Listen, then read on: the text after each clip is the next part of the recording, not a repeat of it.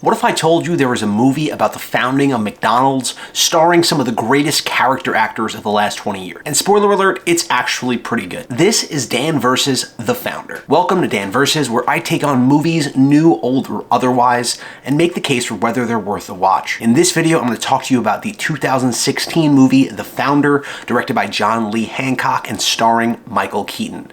As always, I'll be making the case for and against this movie and determining whether it's actually still worth a watch. Let's start off, as always, with what I knew about this movie going in.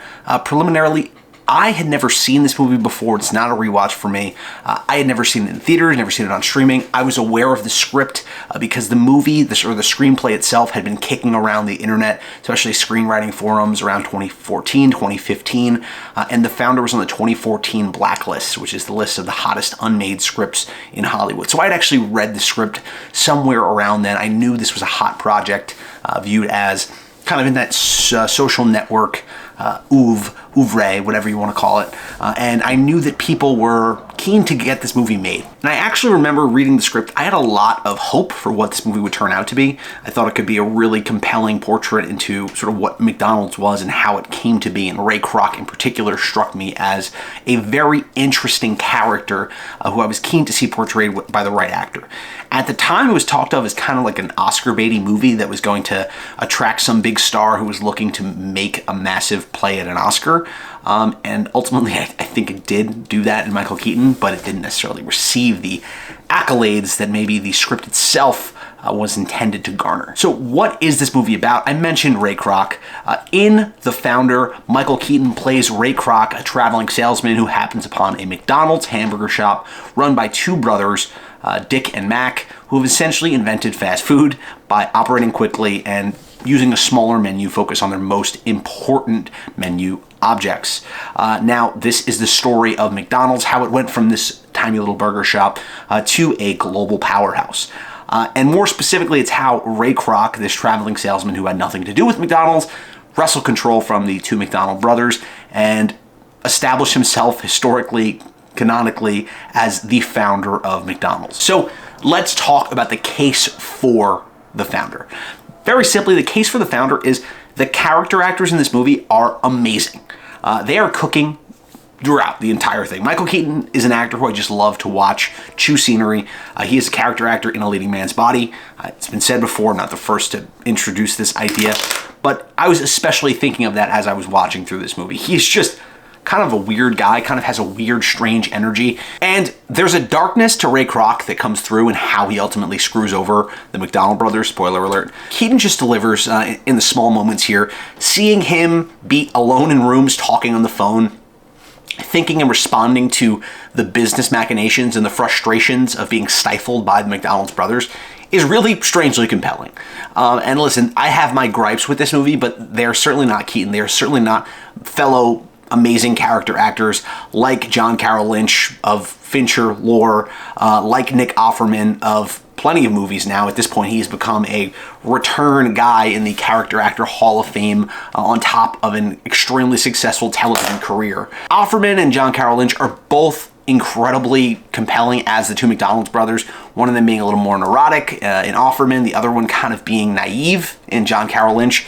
You can't help but to feel bad for them as this whole story unfolds, despite Offerman's antagonistic approach to a lot of the steps that Ray Kroc is pitching and attempting to bring to the McDonald's business in order to scale that business to national proportions. On top of all of that, the story itself here is fascinating. If you're somebody who's seen those golden arches, if you passed a McDonald's, if you've ever eaten at a McDonald's, you can't help but to think, how did it become this behemoth that controls so much of international and domestic real estate and business? And there's a McDonald's in every corner. How did it get there from this tiny sandwich shop?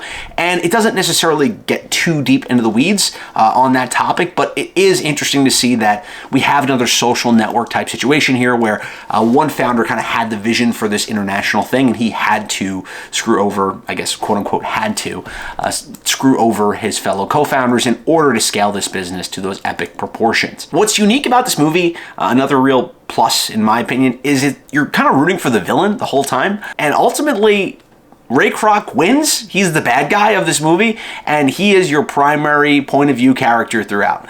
And you're frustrated as you're watching by seeing Nick Offerman's McDonald brother kind of continually reject his ideas to take this to the next level, to streamline the business. And by the time Ray Kroc manages to wriggle control with the help of BJ Novak's character, who's kind of portrayed as this slimy little worm who helps him maneuver under the auspices of real estate and business law to wrangle control of the company.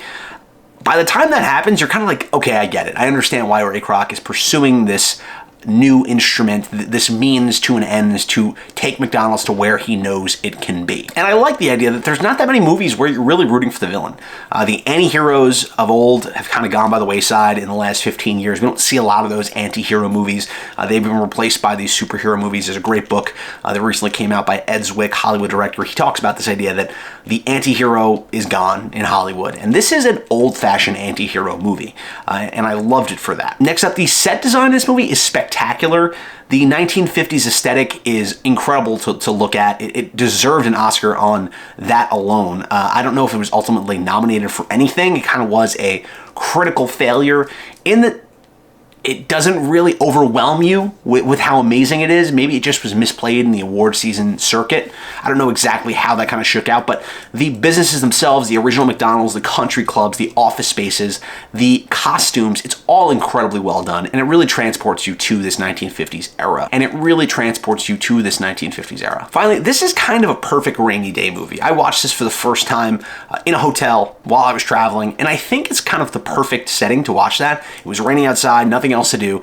It's not an amazing movie. It's not spectacular. It is worth your time, worth your viewing on a rainy afternoon if you have nothing else going on. Now, let's talk about the case against The Found. Now, I just spent a lot of time complimenting this movie, but man, it feels flat at times.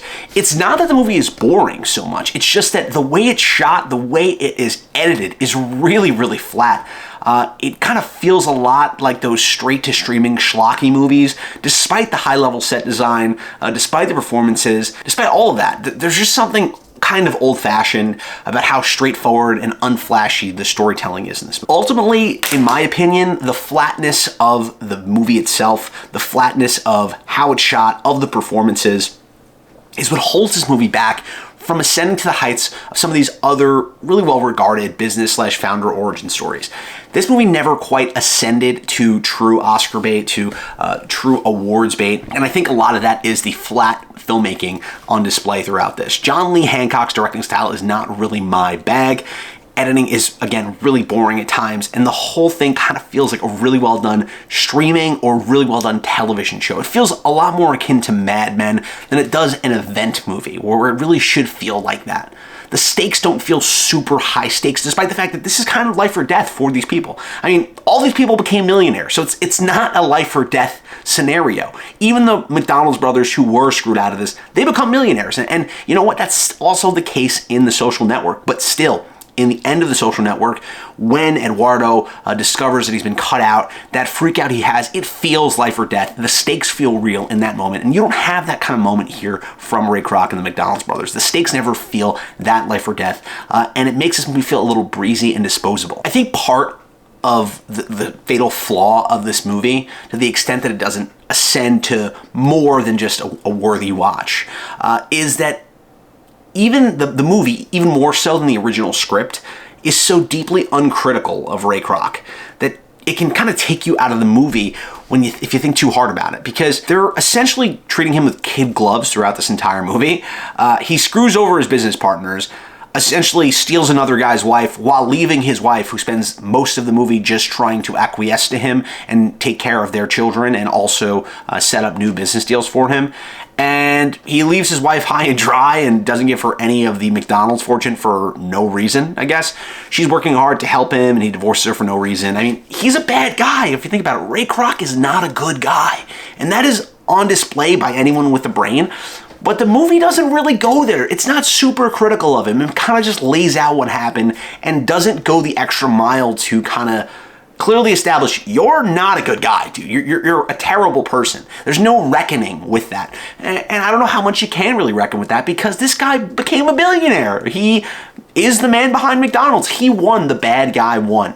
And while I understand that and I appreciate the bad guy won here, there's no real reckoning with the sins of Ray Kroc, and he's essentially just rewarded for being a terrible person for the last 35 to 45 minutes. Ultimately, I think this movie's well worth a watch in 2025.